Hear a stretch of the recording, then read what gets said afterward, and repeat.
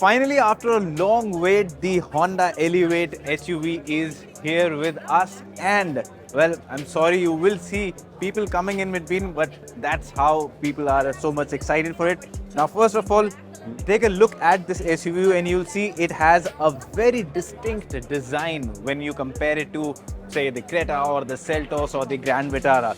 The way I see it, it is different from even the traditional Honda designs. The headlamp, you can see it's sleek, it's got this white DRL, and it does have a bit of the Volvo kind of a look to it, which is nice. It looks premium.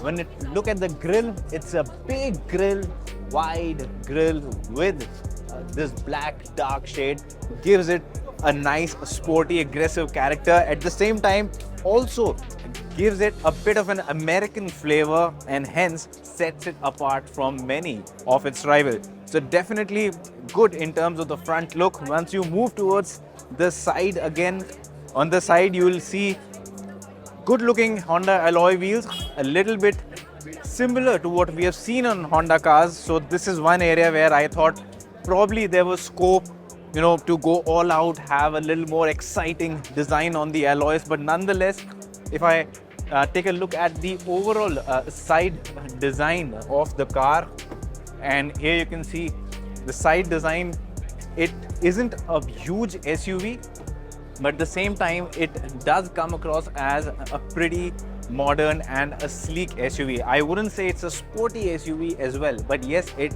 comes across as a nice looking urban SUV. The color, here you see this, the dark blue, again, it's a nice looking color.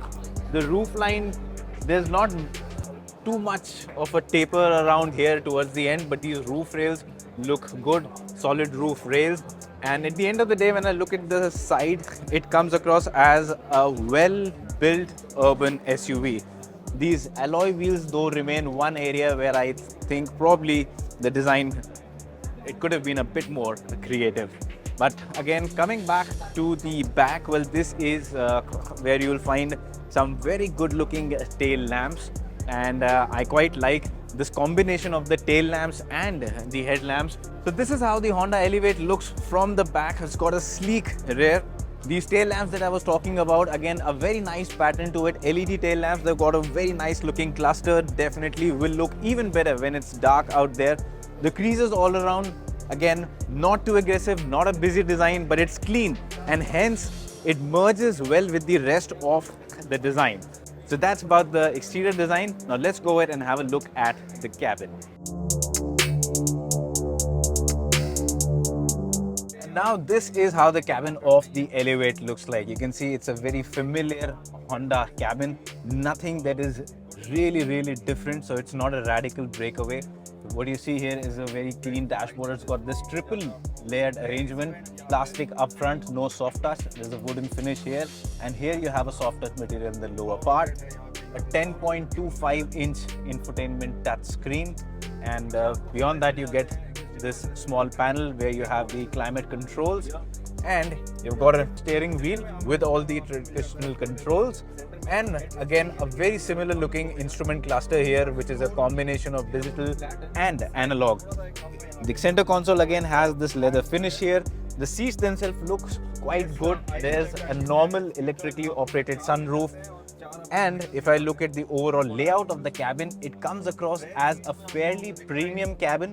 In terms of space also, again, there is a decent amount of space. It's feature equipped. So yes, those looking out for a modern urban SUV, it does have the right set of features and look when you compare it to its rivals. Yes, it might not have the most features, but probably if they price it aggressively, that can be a USP when combined.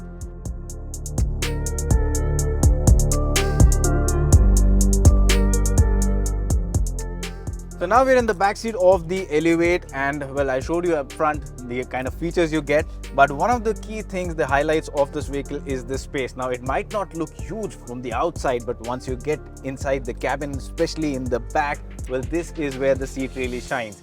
Now with this driving seat adjusted to, I would say it was adjusted to my driving preference. Sirish, did you move it? Yeah. And okay. I'm 5'9". 5'9" Okay. So it's set to his driving preference, which is the average height you would find for many Indians. And you can see I still have a lot of space, a lot of knee room, leg room. The under thigh support also seems quite nice. The slight limitation here that I see with the seat is the width. So while it is good in terms of leg room, it might be a bit of a squeeze to have 3 people sitting abreast. But the good thing here is that the floor is pretty much flat. You don't have that typical high rising transmission tunnel here. You've got these air conditioning vents here in the back, and you also have this 12-volt outlet. In terms of the cushioning on the seat, the cushioning seems quite nice. The armrest, again, this is also a cushioned unit. And in terms of the overall layout of the cabin here, I see good amount of space in the door pockets. So overall, it should turn out to be a pretty comfortable car when it's on the go, but that would happen in some time because the bookings will start in July and we should be able to drive the car around that time. Now coming to the powertrain of this vehicle, well, there isn't a range of engines to choose from. You can only go in for a petrol engine. It's a 1.5 litre IV Tech engine. No hybrid for now. So the strong hybrid that we've seen in the city, well, that wouldn't be offered with this for now. But Honda said a BEV, a battery electric vehicle based on the Elevate, will be launched within the next 3 years. So that's something to look forward to. But with this, you get the 1.5 litre engine, 121 PS and 145 Newton meters of torque. So 121 PS of power sounds nice. For a vehicle that is this compact, I think it should have quite a punchy drive.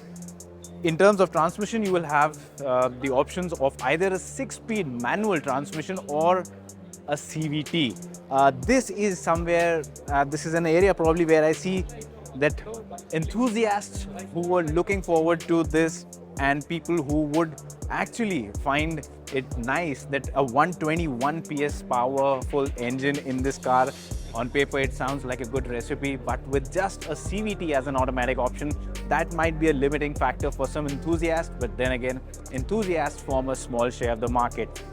Otherwise, I think the CVT should be able to cater for most of the requirements that an average buyer would have in this segment. So that's about the driving part. Like I said earlier, there is some time to go for the bookings to start and then the launch of this vehicle, which will happen around the festive season. From the first look, in terms of design, Honda seems to have got it right. The cabin again seems to be sorted. It is decently equipped. Yes, it's not at par with its Korean rivals, and that is where I see that Honda has some work to do, because it isn't essential to pack it to the gills like Koreans. But if Honda can bring this vehicle at a very competitive price point, it does have the right characteristics, and then it'll have the right amount of firepower to make it big in this growing compact SUV segment.